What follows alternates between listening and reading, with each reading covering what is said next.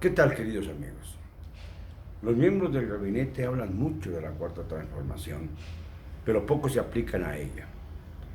Tenemos el caso del secretario de Comunicaciones y Transportes, el señor Jiménez Espriu, quien de plano parece que nada más está esperando que el presidente le indique qué hacer, está al pendiente de lo que ocurre en Santa Lucía, de lo que vaya a pasar con el Tren Maya, ahora que ha muerto Francisco Toledo en Oaxaca. Él se oponía mucho al Tren Maya, yo no coincido con este criterio, pero había que hacer una revisión ecológica y sobre todo cerciorarse de que los miembros del gabinete como Alfonso Romo Garza no se vayan a hacer los tontitos para comprar, como ya lo hicieron, los terrenos aledaños a donde va el trazo del ferrocarril, buscando siempre, como siempre, la tremenda plusvalía que obtienen los grandes multimillonarios que pueden dar el lujo de desembolsar cantidades, o bien solicitando créditos o financiamientos, o bien sencillamente algún tipo de beneficio por estar dentro de la órbita del poder. Pues bien, al señor Jiménez Espriu le digo, viajar por carretera en nuestro país es una tortura.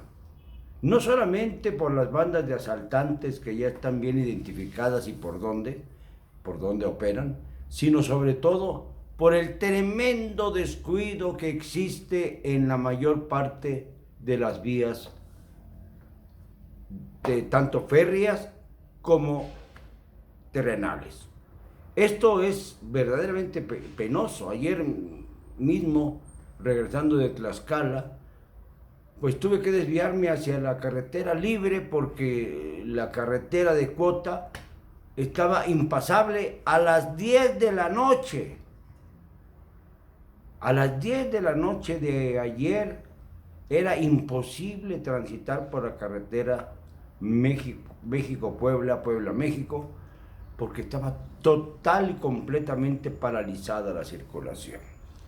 Entonces algunos empezaron a optar por una pequeña senda que nos desviaba hacia la vieja carretera, la carretera libre, que yo creo que recorrí hace muchísimos, pero muchísimos años, cuando era yo un niño. Y aquello era verdaderamente tétrico.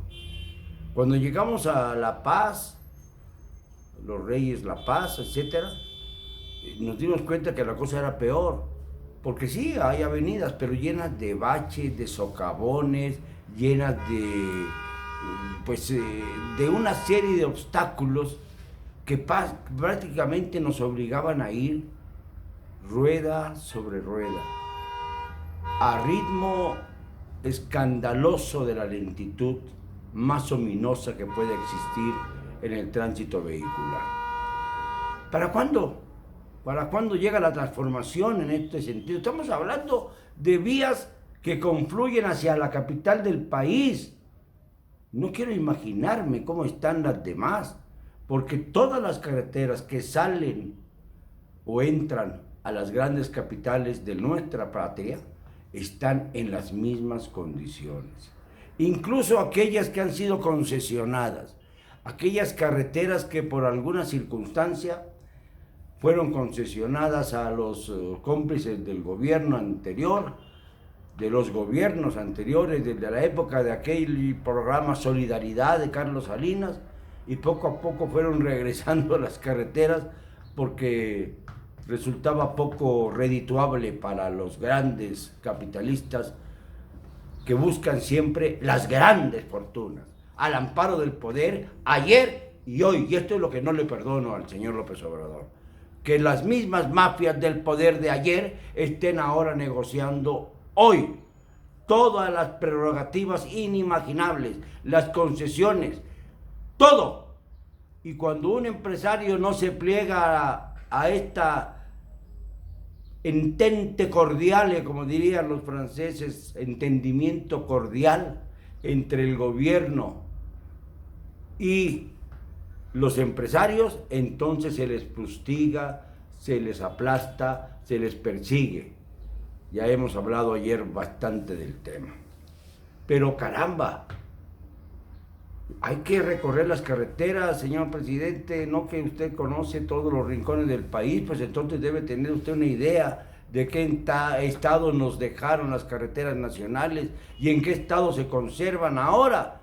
Porque una vez que tomó usted posesión de su gobierno, pues no hemos visto que se realicen las necesarias obras para mantener en buen estado las carreteras alternas, que también son vitales para la confluencia de la transportación en nuestro país, del transporte de todo tipo de artículos, no solamente del transporte de seres humanos, sino de todo tipo de artículos.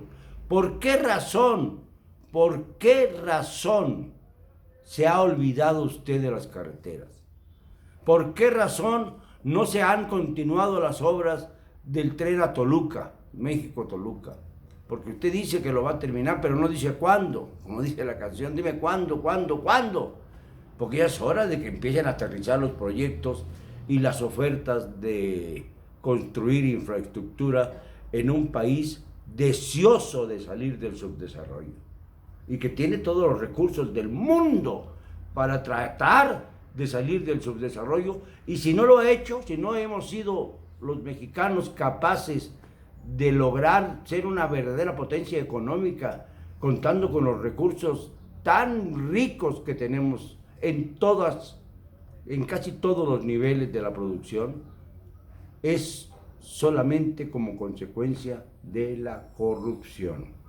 De la corrupción de la que usted habla, señor presidente. Habla y vuelve a hablar, pero no es con palabras, ni poniéndose usted como ejemplo, cómo va a poder superarse la corrupción. No es correcto decir que si el presidente no es corrupto, los demás no lo son también. Esto es sencillamente absurdo. La corrupción está flotando en el ambiente. Lamentablemente nos dejaron un país encendido. Encendido, sí, por tantas carencias, por tantas mentiras, por tantas obras que desgraciadamente se dijeron que se iban a terminar y no se hicieron siquiera. Bien pudo el gobierno anterior terminar el aeropuerto de Texcoco y no causar el lío que se produjo después. Bien pudo terminar el ferrocarril a Toluca, pero no, prefirieron llevarse el dinero. ¿Y cuándo los vamos a castigar, señor presidente? Porque usted está pretendiendo hacer encuestas por cosas superficiales y no por lo fundamental, que es, por ejemplo, consultarle al pueblo de México si deben o no procesarse a los expresidentes ladrones, rufianes, que nos dejaron en la inopia política y moral, y económica también. Por esta razón, en lugar de recorrer el tramo entre Tlaxcala y México en poco más de una hora, tuvimos que hacer casi 3 horas de camino porque estaba totalmente tapado, tanto por los tremendos trailers de 2 contenedores que son un abuso. No tienen que ver los traileros en esto, tienen que ver las empresas que obligan a tener trailers de 2 contenedores que son terriblemente brutales cuando se va por carriles de doble sentido nada más, un carril de un lado y un carril del otro. Prácticamente se vuelve uno como cola de esos trailers. Y ya lo hemos dicho muchas veces, ahí es donde se producen buena parte de los accidentes en nuestro país. Por la desesperación, por la angustia de la hora, de llegar a tiempo a algún lugar, o por cansancio que produce ir a vuelta de rueda, porque hay socavones, porque hay baches, porque hay trailers con dobles contenedores, porque sencillamente está asfixiada la vía terrenal para los mexicanos. Está asfixiada la vía terrestre.